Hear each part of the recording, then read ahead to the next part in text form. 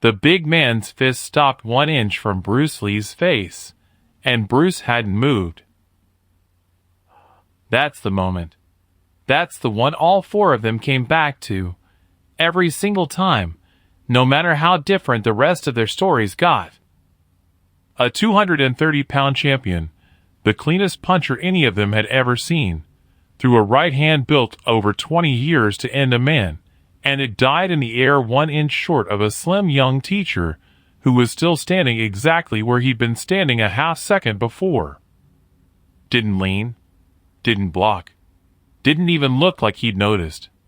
The fist just stopped, like it had hit a wall of glass nobody else could see, and the whole hall sucked in one breath at the same time. And then Bruce Lee touched him. Once. On the wrist. Almost gentle. And the cleanest fighter in that city went down onto the wooden floor like his strings had been cut. For minutes, start to finish. Maybe less. A young man took apart a champion in front of a silent room and never raised his voice, never raised his pulse, never threw a single thing you could honestly call a punch. Here's the problem, bro. I tracked down 4 men who were in that hall that night. 4 men who watched that exact fight with their own eyes.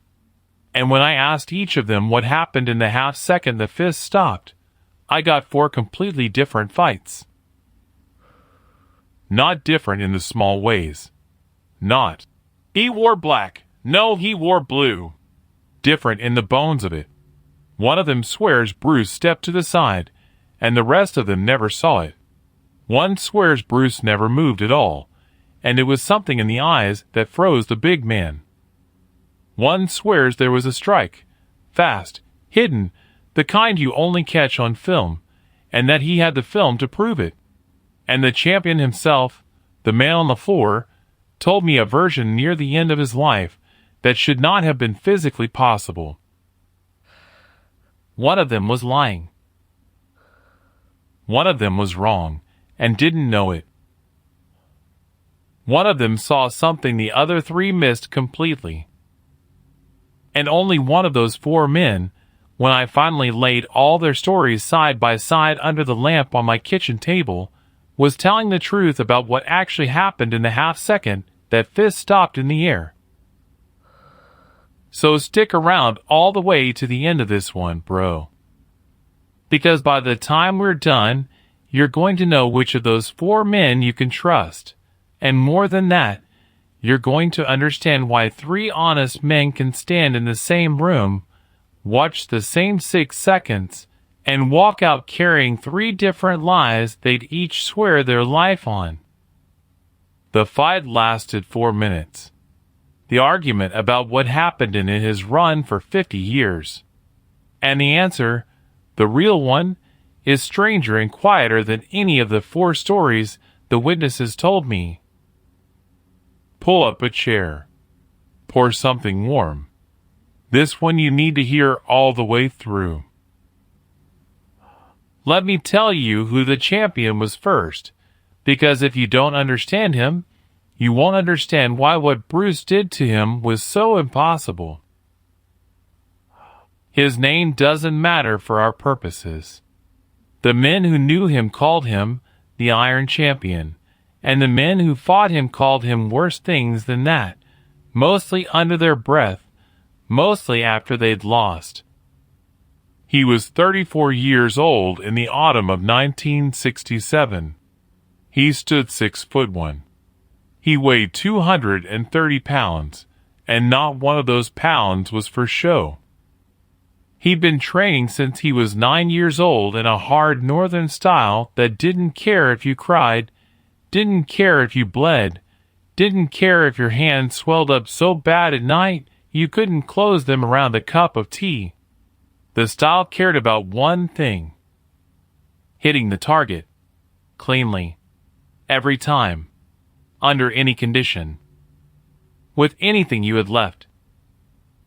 By the time he walked into that hall in 1967, he had not lost a serious fight in 11 years.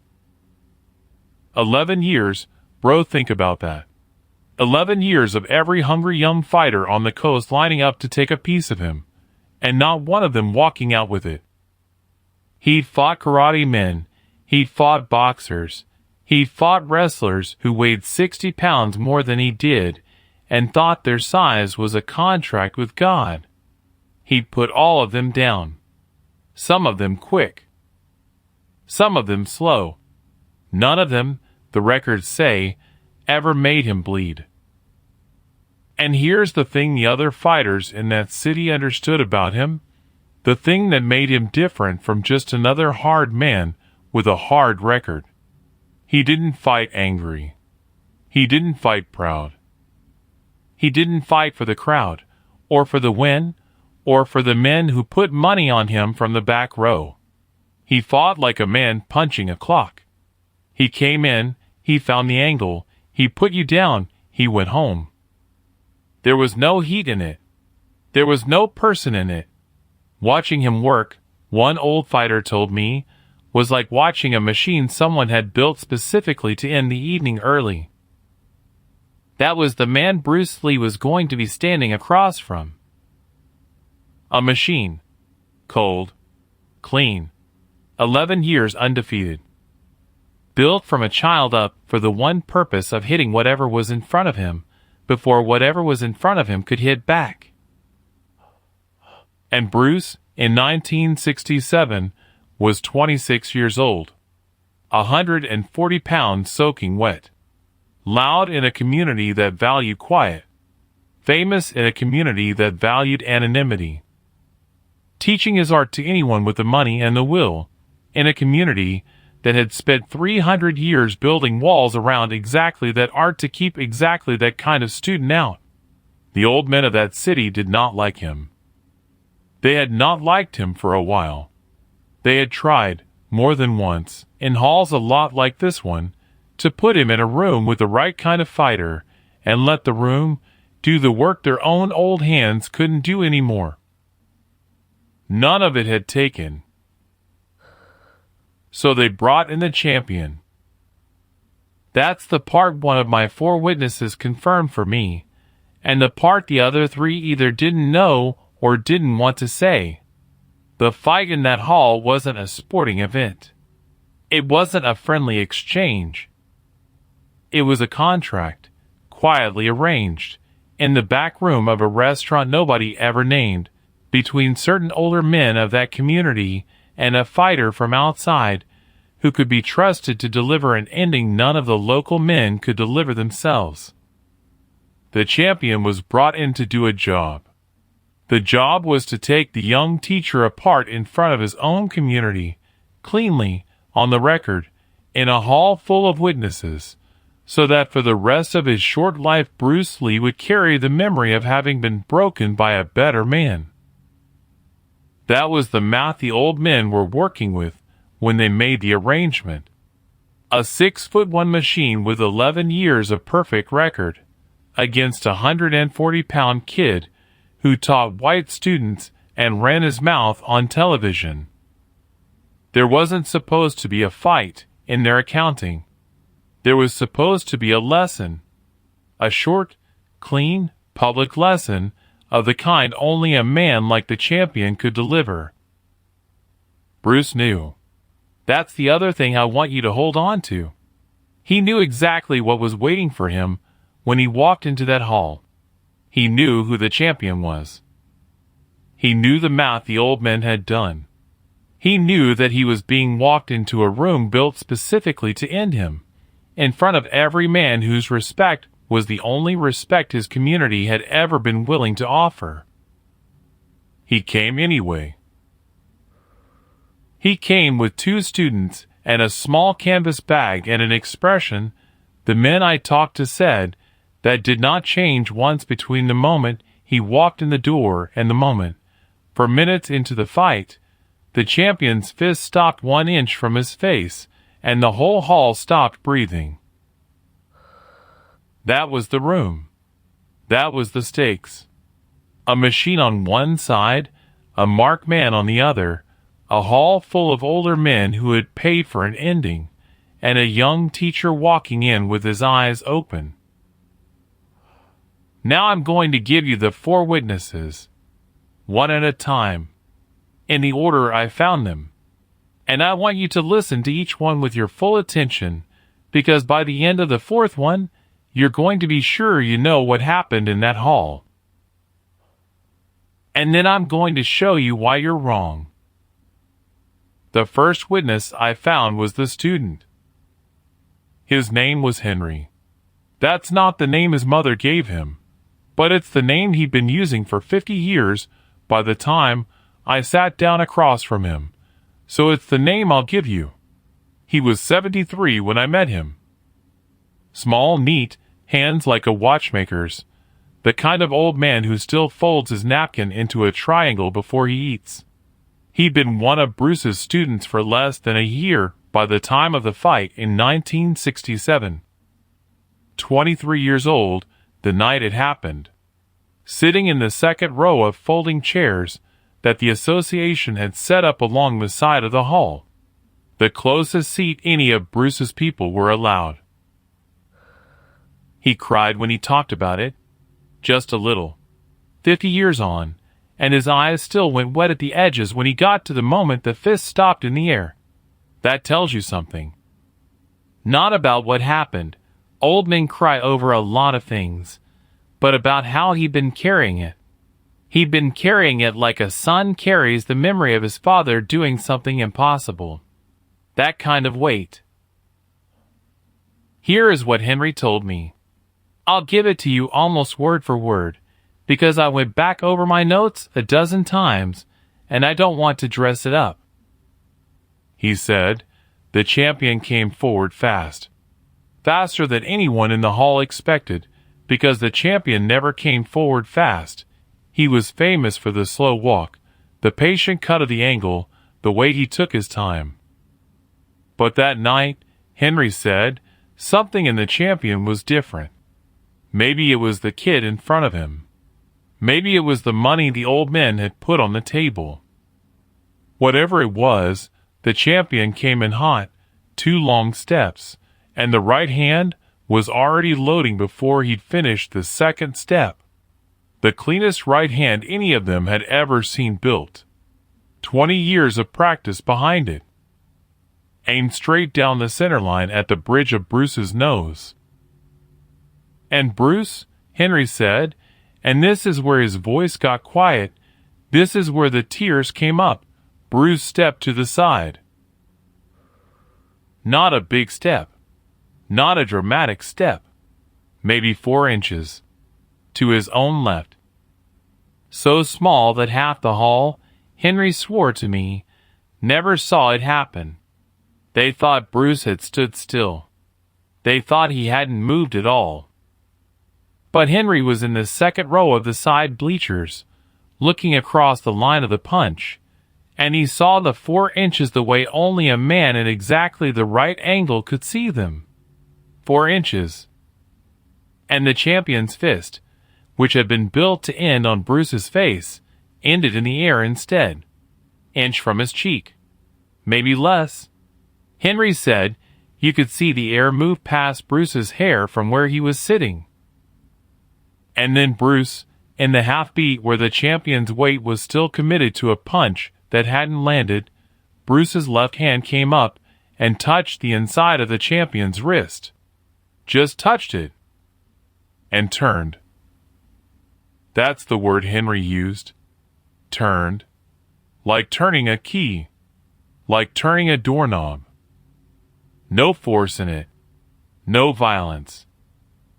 Just a turn at exactly the right point in the chain, and the champion's whole arm went where the arm didn't want to go, and his shoulder followed his arm, and his hip followed his shoulder, and the 230 pounds of him kept going past Bruce into the empty space where the punch had been aimed, and when his front foot landed it landed wrong, on the outside of itself. And that was it. He went down on one knee, then on a hand, then on his side, on the wooden floor, in front of every man who'd paid to watch him win. He moved, Henry told me, with his old eyes wet. I want you to understand. He moved. Everyone in that hall said Bruce never moved. They told that story for 50 years. I was there. He moved 4 inches. I saw it. The whole fight was 4 inches and a turn of the wrist. That was Henry's story. 4 inches. A step. A touch. A turn. Clean, mechanical, almost boring in the way Henry told it, because Henry, 50 years on, was still a man trying to defend his teacher against a legend he thought had grown too big for the truth.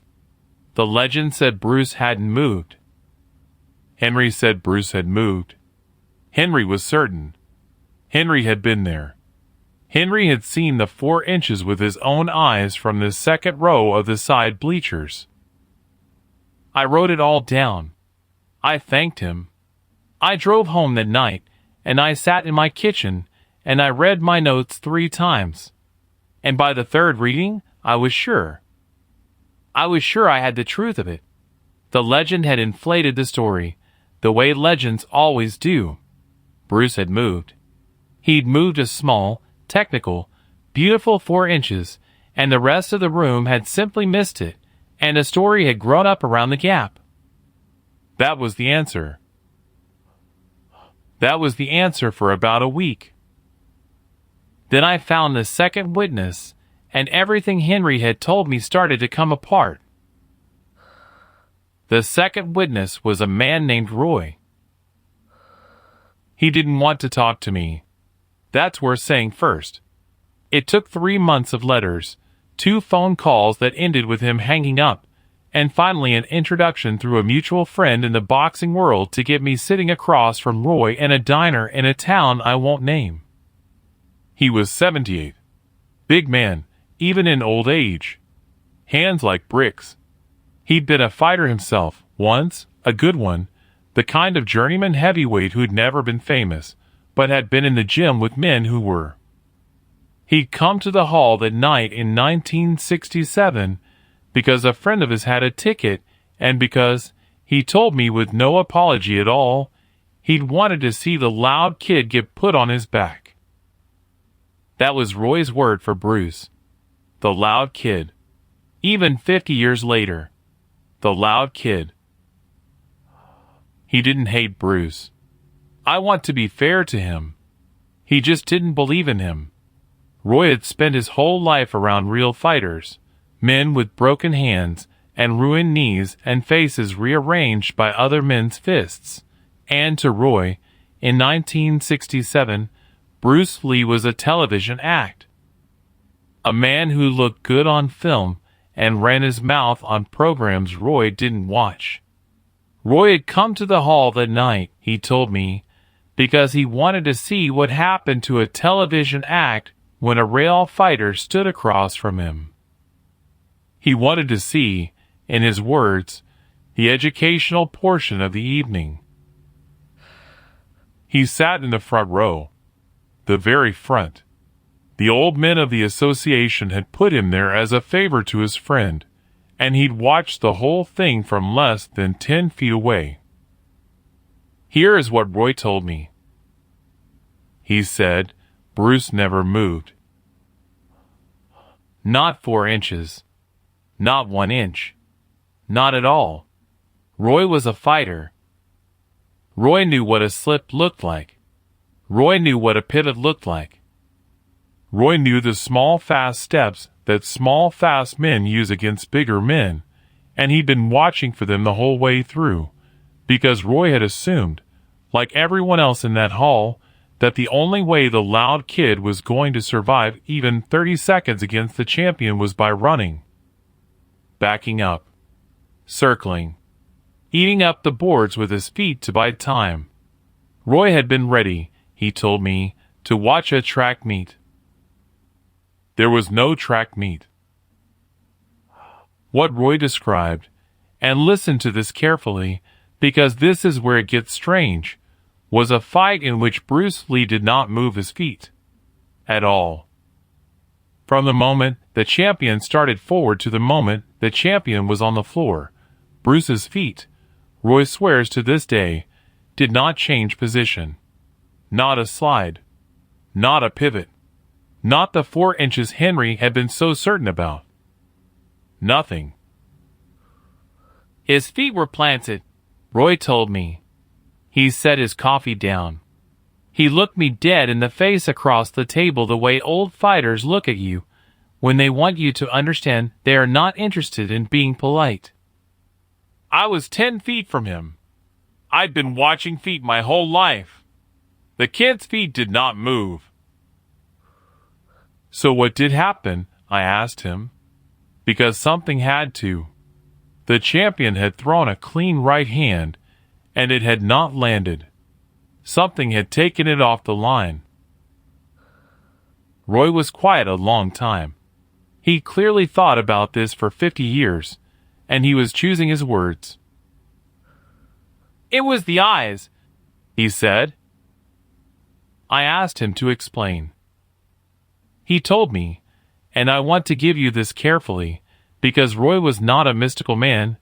Roy was about the least mystical man I have ever sat across from in my life.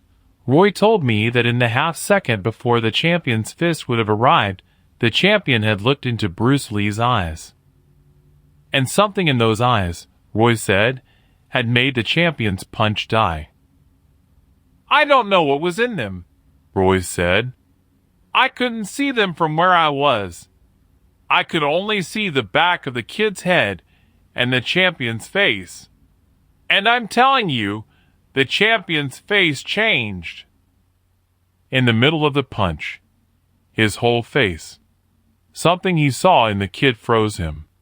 The punch was already traveling. It was already on its way. And his arm just stopped. Not slowed. Stopped. Like the order got canceled halfway down. And then his weight kept going because his weight didn't get the message in time. And he went past the kid, and he went down, and the kid hadn't moved a muscle. Roy paused. I've thought about it every week of my life since 1967, he said. And I'm telling you what I saw. The fight wasn't in the body. The fight was in the eyes. Whatever the kid did, he did it without moving. And the champion went down because of something he saw in another man's face. Now I want you to sit with that for a second, bro. Because Roy was not lying. I'm going to tell you flat. I sat across from him. I read him the way 30 years on the mats teaches you to read men, and Roy was not lying. Roy was telling me the absolute truth of what he had seen with his own 2 eyes from 10 feet away. And it was the exact opposite of what Henry had told me. Henry, in the side bleachers, had sworn Bruce moved 4 inches. Roy, in the front row, swore Bruce did not move at all. Henry said it was a step and a turn of the wrist.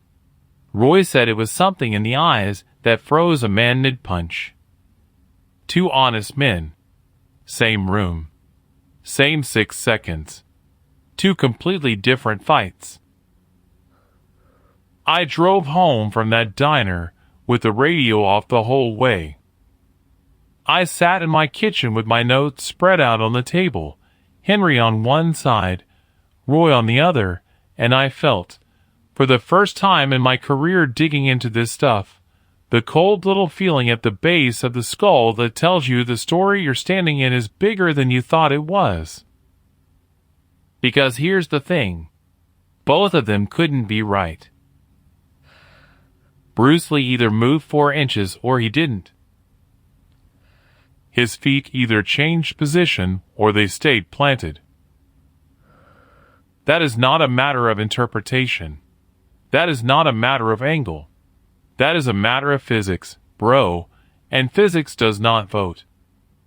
One of those 2 old men, sitting across from me on different days, in different rooms, with completely different reasons to remember the night the way they remembered it, one of them was wrong. And I had no way of knowing which. Not yet. Not until I found the third witness. The man with the camera.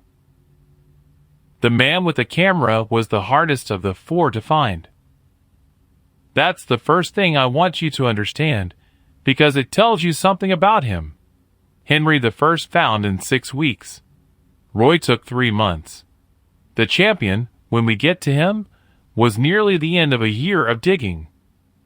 But the man with the camera, the man whose name I'm going to give you now, because I made him no promise, his name was Daniel Marsh, and finding him took me longer than the other 3 put together. He did not want to be found.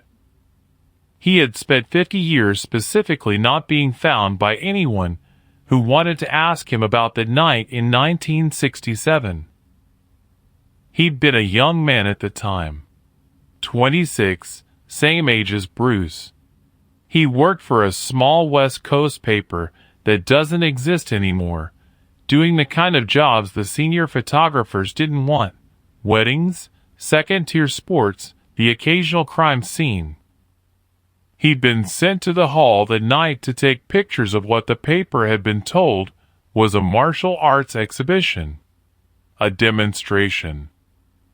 He'd brought 1 camera and 4 rolls of black and white film and an expectation of 2 hours of board work and a paycheck at the end of the week.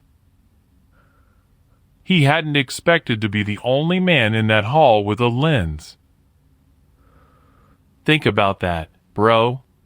A fight that important in a community that small in 1967, and there was exactly 1 camera in the room. 1. And the man holding it was a 26-year-old kid working for a paper nobody read, who had no idea what he was about to take pictures of, and who would spend the rest of his life trying to figure out what was on the negatives. Because here's the thing about Daniel Marsh. He didn't just have a memory of the fight. He had film of it. 4 rolls. 36 exposures each.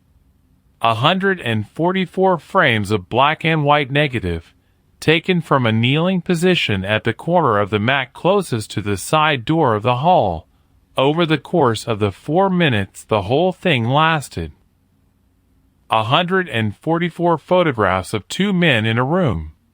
Real, physical, dated, developed within a week of the event by a man whose hands had not yet learned to lie about what they'd seen. And he still had them. Every single one. 50 years later. In a metal box in the bottom of a closet in a small apartment in a city I won't name, under a stack of his late wife's sweaters, in a part of his life he had specifically built so that nobody would ever ask him about that box again. I sat in his kitchen for 2 hours before he agreed to bring them out. He made me coffee 3 times. He talked about his wife, who had died 4 years earlier. He talked about his son, who lived in another country. He talked about everything except the box, and I let him, because 30 years on the mats teaches you that some men have to walk all the way around the thing before they can look at it. And finally, around midnight, with the coffee cold and the kitchen quiet, Daniel Marsh got up from his chair and went into the back of the apartment and came back with the metal box, and he set it on the kitchen table between us, and he opened it. I'm going to tell you what was in those photographs. But before I do, I want you to hear what Daniel said with his own mouth before he opened the box. Because his version of the fight, the version he told me in words before we looked at any film, is the third version. It is different from Henry's. It is different from Roy's. And it is, in some ways, the strangest of the 3. Daniel said, there was a strike. Not a touch. Not a turn of the wrist. Not something in the eyes. A strike. A real one. Fast, hidden, deliberate, the kind of thing you only catch if you happen to be looking through a viewfinder at a 60th of a second when it happens. Daniel told me that in the half-beat between the champion's punch arriving and the champion going down, Bruce Lee had hit him. Once. Cleanly. To a point on the body Daniel could not have named at the time, and was not sure he could name now. But there had been a strike. He was certain of it. He had not seen it with his eye, exactly. It had been too fast for that. But he had felt the room change in the way a room only changes when a body has been hit, and when he developed the film a week later, he had found it. He had a frame of it. One frame. Frame number, he said, 23 of the second roll. A single 36th of a second, frozen in silver on celluloid, in which Bruce Lee's right hand was extended and the champion's body was already starting to fold, and there was, in that frame, a thing happening between them that no eye in that hall, including Bruce's own, had been fast enough to see in real time. "I've looked at that frame 10,000 times," Daniel told me, and his voice was very tired. "I've looked at it with a magnifying glass. I've looked at it under different lights. I've shown it to 2 other photographers, both of them dead now, and neither of them could tell me exactly what they were looking at either. There is a strike in that frame. I know there is a strike in that frame, because I am a man who has looked at 10,000 photographs in my life, and I know what bodies do when they have been hit, and what they do when they have not. The champion in that frame has been hit by something. Somewhere on the upper torso. I cannot tell you with what, and I cannot tell you exactly where. But I am telling you, there was a strike, and the rest of that hall missed it because the rest of that hall was running on a 60th of a second slower than my shutter." And then Daniel Marsh, with hands that were not quite steady, opened the metal box and took out an envelope, and he laid the photograph on his kitchen table under the lamp, and he turned it toward me. I looked at it for a long time, bro. It was exactly what he had said it was. A single black and white frame, slightly grainy, slightly soft at the edges the way fast shutter 1967 film tended to be. Bruce Lee in the center of the image, his right hand extended, his body in a position that was not quite any of the positions Henry or Roy had described. The champion in front of him, already starting to fold, his own punch dying past Bruce's shoulder, his face. And this is the part that stopped my breath. This is the part that 50 years on still doesn't have an easy name.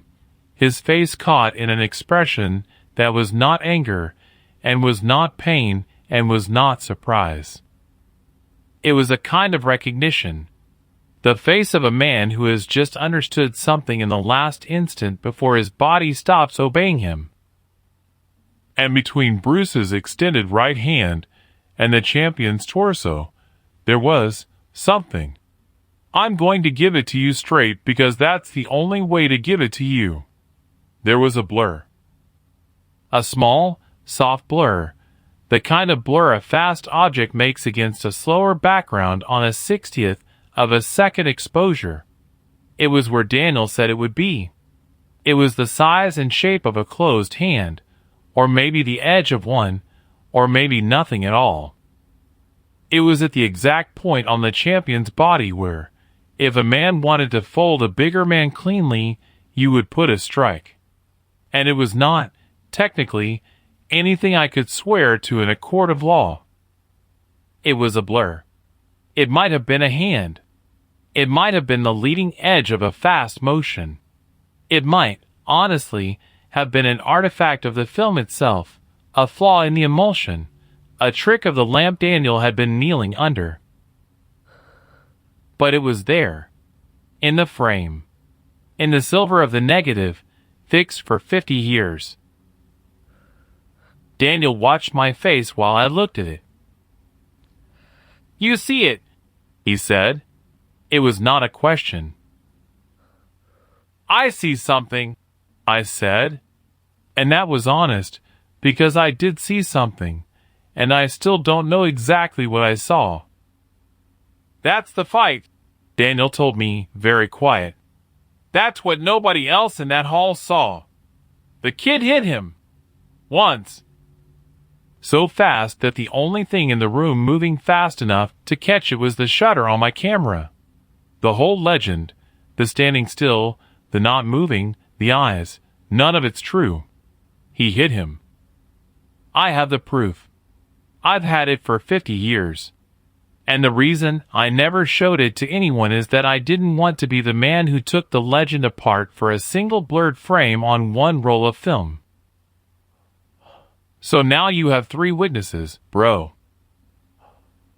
Henry, the loyal student, in the side bleachers, who saw a step and a turn, for inches and a touch on the wrist. A small, mechanical, beautiful piece of technique.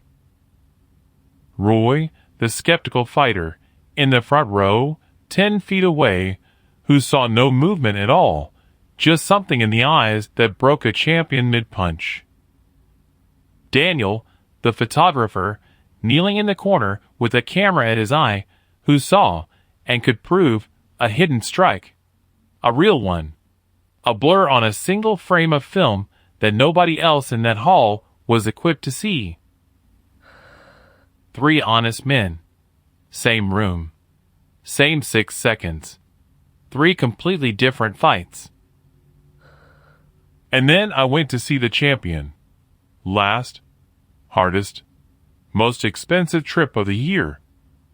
A small, clean apartment in a city I'm not going to name, with a view of a parking lot and a smell of medicine, and an old man in a chair by the window who had been waiting, he told me, for someone to come ask him for 49 years.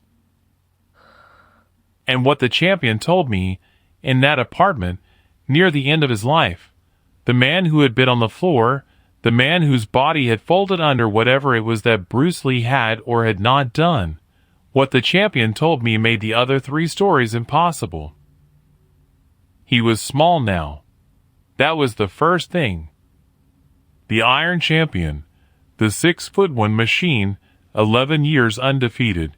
He'd shrunk the way old fighters shrink, the body folding back in on itself, the big shoulders gone narrow, the hands that had ended 100 evenings now thin and spotted and resting still on a blanket across his knees. But the eyes were the same. I knew it the second I sat down. Roy had told me the fight was won in the eyes, and now I was sitting across from the only man alive who'd looked into Bruce Lee's from a foot away in the half second it mattered, and I understood why Roy had never gotten over it. There was still something in this old man's face that didn't bend. He didn't make me work for it, the way the others had. He'd been waiting, he said. 49 years. He'd known someone would come eventually, and he decided a long time ago that when they did, he would tell them the truth, because he was the only one left who actually knew it, and a truth that dies with the last man who holds it was a kind of cowardice he didn't want on his record at the end. I'll tell you what they all got wrong, he said.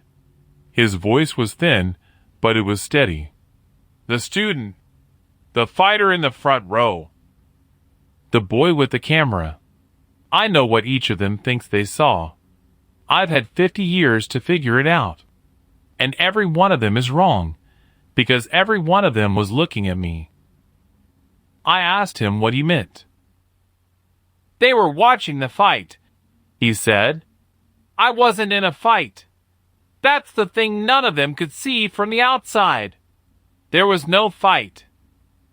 There was a man who decided the outcome before I threw my hand, and there was me finding out. And then he told me what happened. And I'm going to give it to you the way he gave it to me, slow, because this is the truth, bro.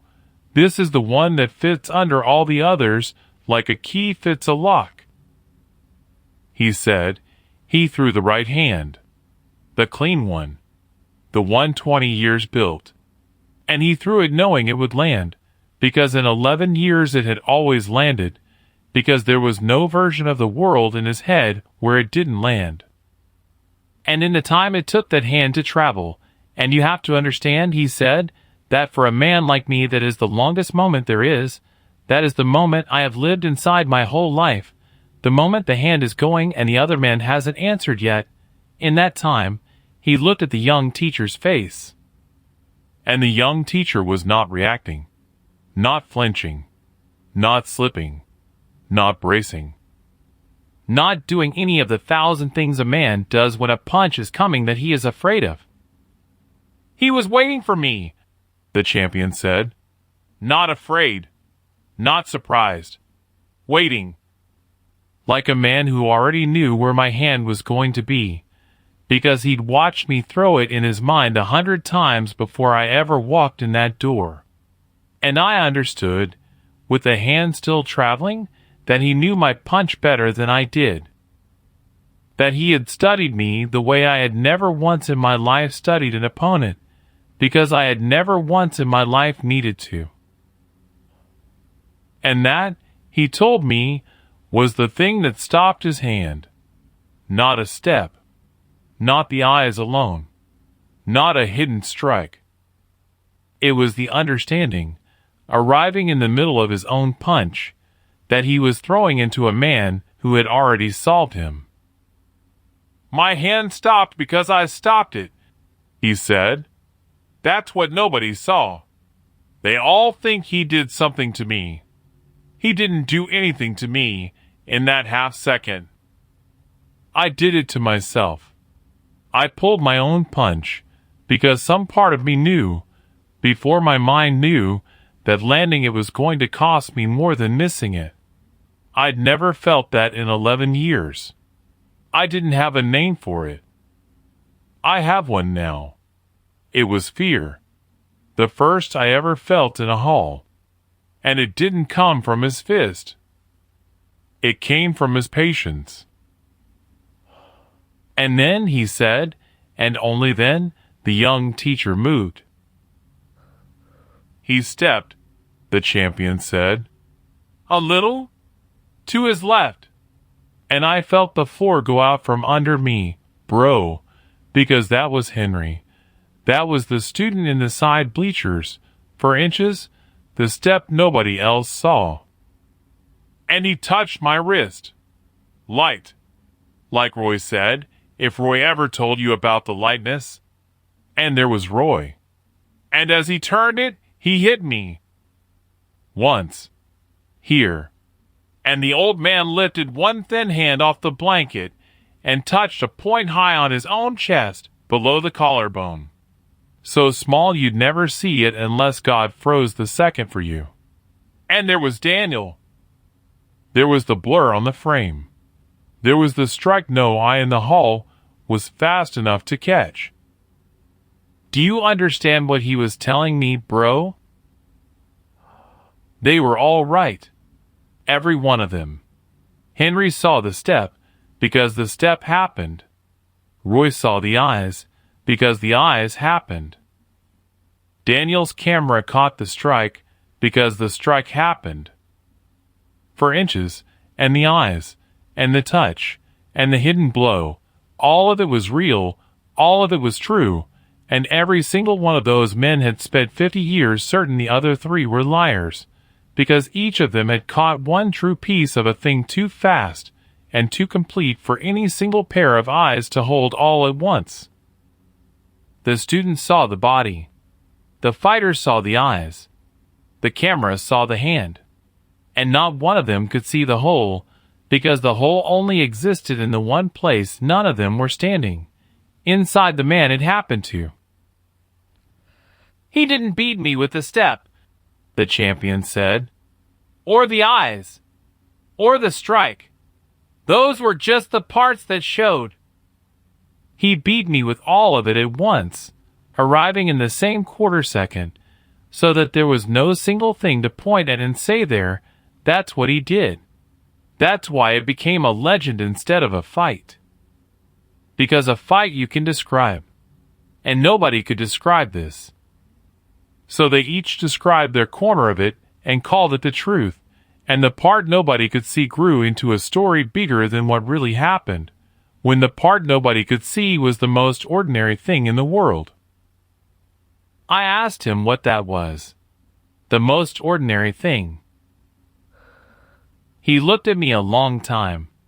The light was going down outside the window over the parking lot. He outstudied me, the old man said. That's all. That's the whole secret. 11 years I won on talent and never once sat down and learned another man the way you learn a language. He sat down and learned me. For weeks, I found out later. Every film, every account, every man I'd ever put down, he found and he asked how. By the time I walked into that hall, he'd fought me 1,000 times in his head, and I'd never fought him once. The step, the touch, the strike, those took a quarter of a second. The fight was already over. It had been over for weeks. In a room I wasn't in, where a young man did the boring, patient, unglamorous work that I was too proud to ever do. So that's your answer, bro? One of them was lying, and the strange thing is, none of them were. Not one. I came into this looking for the liar, and there wasn't one. There was a student who saw a step, a fighter who saw a pair of eyes, a photographer who caught a strike on film, and a champion who felt the whole thing land in the only seat in the house that could feel all of it. For true stories. One fight. And the truth wasn't in any single one of them. The truth was the thing they made when you finally laid all four down side by side under a lamp and stopped asking which man to believe. That's the part one wants you to take with you tonight. Because you're going to spend your life around rooms like that hall. Maybe not with fists in them, but rooms where something happens too fast and too big to hold whole, and four honest people walk out carrying four different pieces, each one sure the others are lying. And you're going to be tempted every time to pick a side, to find the liar, to decide the loyal student's wrong, or the hard old skeptic's wrong, or the man with the proof is wrong. And most of the time, bro, most of the time there is no liar. There's just a truth too big for one seat. And the only way you ever get it whole is the way Bruce got the champion. The boring way. The patient way.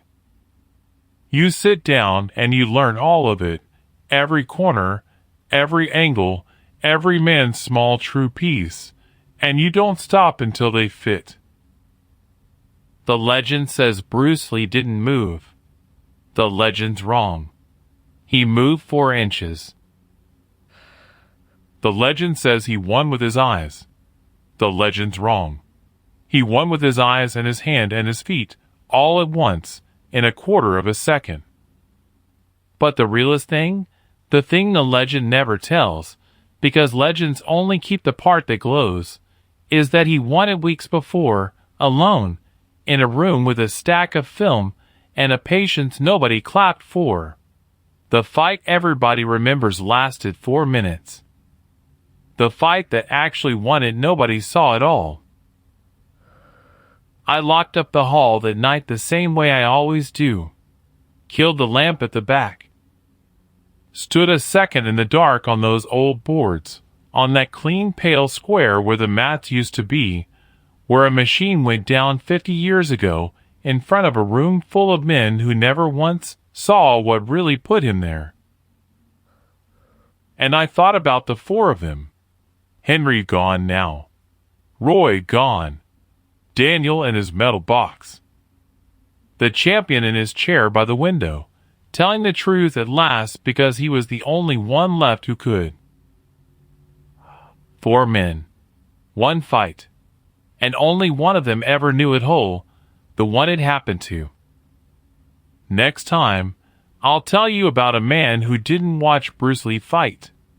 A man who fought him, walked away, and spent the rest of his life telling everyone he'd won. Some men lie about what they saw. This one lied about what he did. And the truth, when I finally dug it up, was waiting in the last place a proud man ever looks. But that's next time. Pull the chair back where you found it.